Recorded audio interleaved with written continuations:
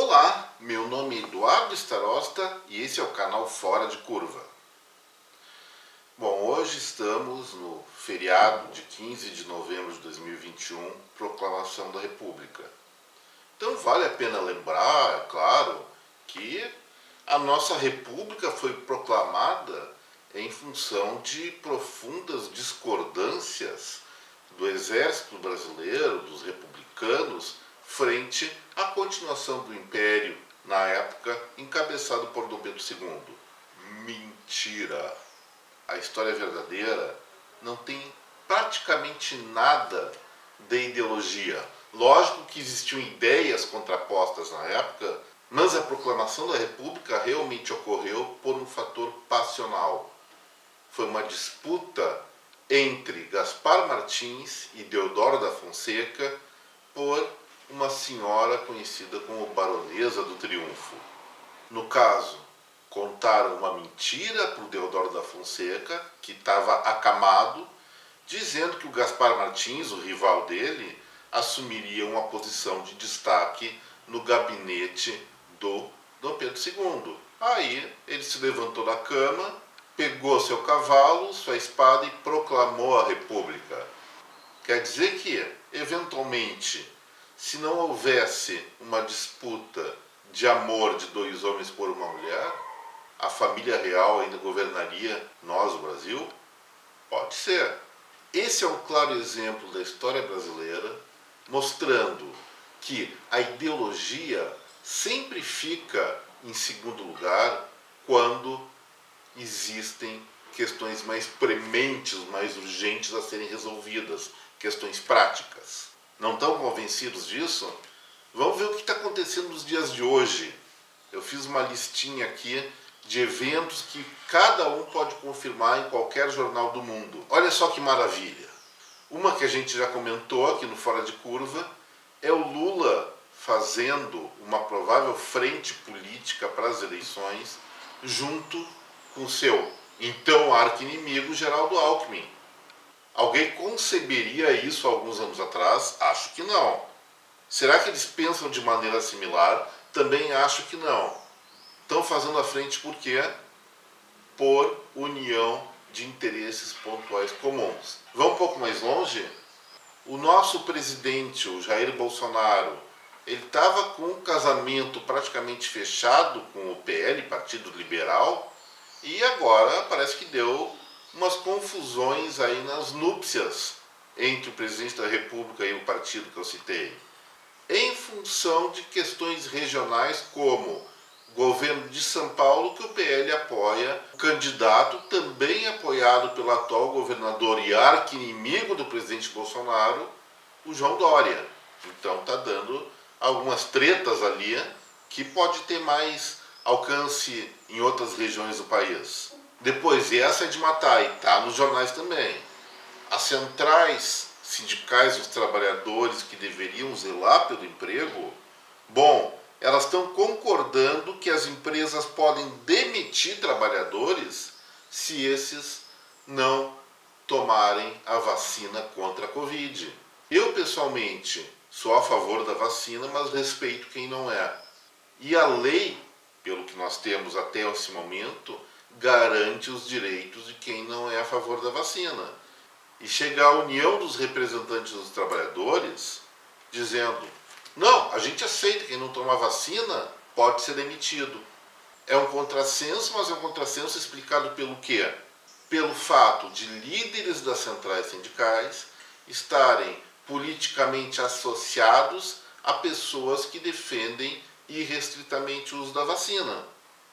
Agora vamos para a política internacional, que a coisa não é muito diferente não, pessoal. Olha só essa.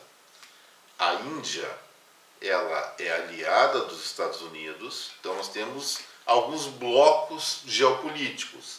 Nesse momento, a Índia está aliada aos norte-americanos, junto com Inglaterra, Austrália, Japão, Coreia do Sul, contra China e Rússia. Esse é um mapa geopolítico que está na cabeça de qualquer pessoa que se interessa atualmente por questões internacionais. Mas olha só o que está acontecendo. Os Estados Unidos criou sanções contra a venda de armas russas para qualquer lugar do mundo por parte de seus aliados, por conta a justificativa invasão da Ucrânia lá na década passada. Tudo bem. E lembrando que mês passado a Rússia e a China fizeram exercícios militares navais conjuntos, como é que a gente pode explicar politicamente a Índia sendo uma arqui-inimiga da China e a China uma forte aliada da Rússia? Como é que a gente vai explicar que Índia compra armas da Rússia? Politicamente não dá. É uma falha no âmbito da lógica política. Por que acontece isso? Bom, a Rússia tem armamentos bons, de boa qualidade, e a Índia precisa deles para se defender da própria China, que está aliada à Rússia. Que salada isso aí, não é, pessoal? Mas aí vamos um pouco mais longe ainda. No ano passado, China e Índia entraram às vias de fato no confronto entre os dois exércitos, onde morreram dezenas de soldados de um e de outro lado. E agora, essas nações inimigas que estão disputando territórios lá da Caxemira são aliadas. Lá na COP26, assinando junto protocolos que vão contra a extinção do uso do carvão como fonte energética. Então, será que essa guerra, essa belicosidade deles é tão importante assim?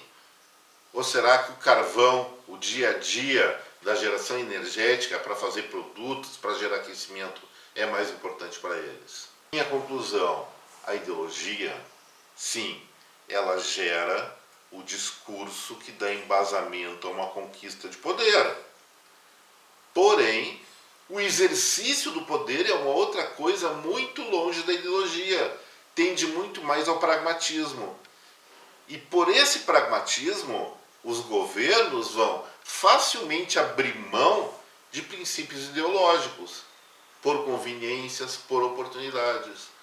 Vamos pensar o seguinte, o nosso ministro da Economia, o Paulo Guedes, a essência, a escola dele é uma escola liberal.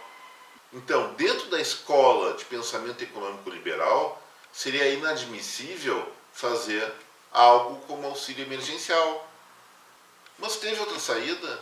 Não, não teve outra saída. Se deixa a ideologia de lado e se embora na direção do pragmatismo. Essa é a realidade. Então, me desculpe aquelas pessoas mais apaixonadas pelo purismo político, pela decepção que eu estou levando nesse vídeo. Mas o fato é o seguinte, se o mundo fosse realmente ideológico nas suas ações, eu pessoalmente acredito que a Terceira Guerra Mundial já teria acontecido há muito tempo. Assim como que desde 2019, quando o presidente Bolsonaro se elegeu, se nós levássemos a sério as conflagrações ideológicas do que eles chamam entre direita e esquerda, o Brasil já estaria numa guerra civil. Me parece que o nosso fundamentalismo, quando a gente só reflete sobre as questões ideológicas de política, ele tende a gerar, se for seguido, a desastres. Me parece claro que não tem nada de errado, muito antes pelo contrário, nós adotarmos linhas de pensamento que nos parecem lógicas, que perfazem os nossos anseios, que nós achamos o mais justo. Mas também nós temos que reconhecer que a nossa lógica, ela, pelo menos nenhum filósofo conseguiu fechar isso, a nossa lógica, ela é sempre parcial, ela falha ou ela sucumbe a momentos específicos de realidade. Se nós nos mantivéssemos completamente fundamentalistas com o que nós pensamos, certamente o nosso poder de negociação seria zero ou quase zero. Nós estaríamos sendo talibanizados. E esse é o problema do Talibã. Eles acreditam naquela linha deles, que é religiosa, mas sobretudo ideológica, e estão fazendo o que estão fazendo porque eles acham que aquilo e não negociam aquilo. E olha o que está acontecendo com o Afeganistão, em função dessa talibanização, desse fundamentalismo levado às últimas consequências. Então, opinião embasada, sim, é importante. Opinião consistente, sim, é importante. Mas no momento que nós nos talibanizamos, nós perdemos a razão do dia a dia. É isso que a política brasileira prova, é isso que a política internacional prova. E por falar em ser pragmático, olha só o que está acontecendo no Japão. Já comentei aqui no Fora de Curva a respeito da crise dos semicondutores. Pois bem, o governo japonês está dando um apoio financeiro para as empresas de chips semicondutores que resolverem se instalar no Japão. O fundo japonês, se não me engano, é ao redor de 8 bilhões de dólares. E frente a esse pragmatismo que pessoalmente eu considero exemplar do Japão, o que me inspirou a pensar? Olha só, a Petrobras deve gerar só para a União, agora em 2021, dividendos da ordem de 28 bilhões de reais. Dá mais ou menos um pouco mais de 4 bilhões de dólares, metade do orçamento japonês para incentivar a parte de semicondutores e chips. Poxa, já conversamos que a Petrobras tem um futuro muito duvidoso. E por que não pegar esse dinheiro ainda do lucro dessa estatal e apropriar ou aproveitar esse lucro para financiar projetos inovadores no Brasil? Talvez se o Brasil fizesse a mesma política que o Japão, de apoiar a entrada aqui no país de empresas fabricantes de semicondutores e chips, o nosso futuro podia ser bem melhor e podia gerar vários negócios novos que substituiria a futura quebra ou privatização, um dos dois vai acontecer, talvez os dois aconteçam, da nossa Petrobras. Gente, por hoje era isso. Agradeço a atenção de cada um de vocês. Se gostaram do conteúdo, por favor, dedo no like, se inscrevam no canal e compartilhem esse vídeo com a sua rede de contatos. Muito obrigado, até breve, tchau.